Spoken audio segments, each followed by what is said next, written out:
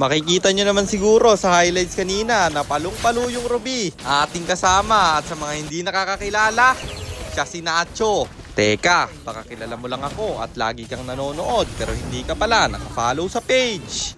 I-follow mo na yan. Isa lang eh. Hi guys, nandito na tayo sa 588 day ng 1 game per day and ang standing natin bago yung game na to ay 495, 92, 495 wins and 92 losses. At wag na nating patagalin pa, simulan na natin yung bakbakan. So ayun, nandito na tayo sa pang 588 araw ng isang game kada araw. Digmaan na!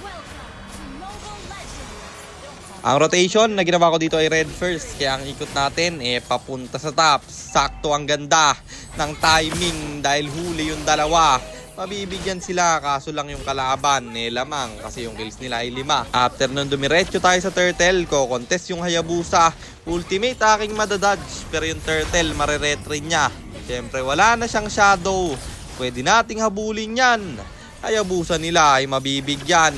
At after nun, gagang sana tayo sa top lane. Pero haya nakaabang, kaya ako'y nanakbo na lang. Kaso lang, trap na tayo man.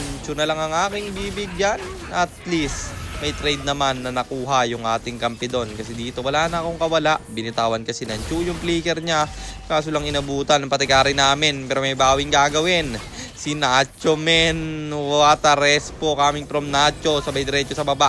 Kasi yung Mincy ang lalim, mamamatay yung Mincy Tara at mabubuhay pa si Nacho men. Kaso lang ako ay napana. Kaya ako pa yung napasama. Pero turtle ay ating ibaburst. Ako naman ang makakakuha. At Hayabusa, wala na naman tong shadow. Hinabol namin at aking inabutan. Ayun, bonus turtle na. May kill pa. Siyempre kukunin natin yung red buff niya. Kaso lang buwisit talaga yung Selena. Tinamaan na naman ako ng pana at wala na akong kawala. Nasipa pa kasi ng Chu. Kaya ako'y mabibigyan doon. At dito sa gitna, may clash na magaganap. Kasi kampi ko isa-isang bumabagsak. Hinabol ko yung Mia. Tinry kong i-check sa mga damo. At ayun, nagfa-farm siya bro. Nanghihingi na ng maawa. Yung kalaban kay Nacho, binabalagbag niya kasi napatay ko yung Mia doon pre. At yung turtle libre kong nakuha, medyo nakakabawi na kami sa lamang ng kalaban. Kami dito ay nahihirapan. At Hayabusa ako ay gagang. Pero ang ganda ng respo ni Nacho. Siya naman ang nirespuan ko dito. Bagsak yung Mia at ako'y mabubuhay pa.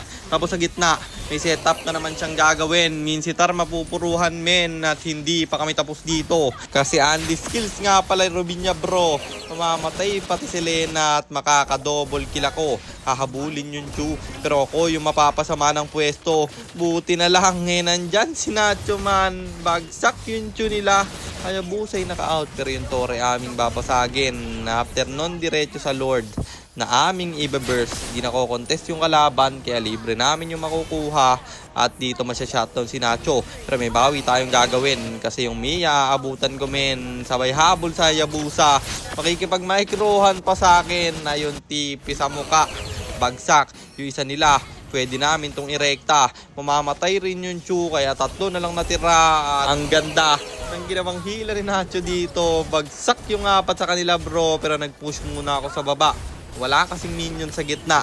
3 yung bagsak sa kalaban at pwede na natin itong i-tower man habang sila'y nakikipagbakbakan. Ako'y gusto ko nang tapusin kasi baka maklear pa yung minions men. Buhay na rin kasi yung Chu. Ang ganda na naman ang hilang ginawa ni Nacho para mabuy time yung kalaban at natapos yung laban. Kaya panalo na naman tayo and ang standing na natin ay 496, 92, 496 wins and 92 losses. At yun lang, maraming salamat kay Nacho dahil tayo'y sinamahan niya at nabuhat pa nga.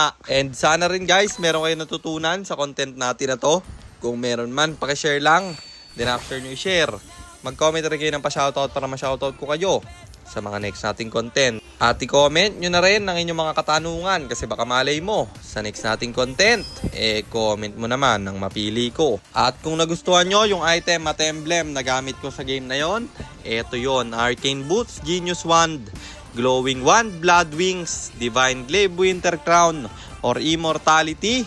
And then Rose Gold Meteor, pang buy and sell. Emblem natin Assassin, Talenary Strill, Seasoned Hunter plus Lethal Ignition. At syempre Retribution, kasi jungle tayo doon. At para naman sa mga gustong magpapilot ng ML accounts, mag-PM lang kayo, nagre-reply ako. At syempre, may bayad yon. Kahit hanggang anong rank pwede nyo ipapilot, kahit anong hero pwede nyo ipaspam, basta may additional payment pag magpapaspam kayo ng hero. At yun lang guys, sana nag-enjoy kayo sa content natin na to.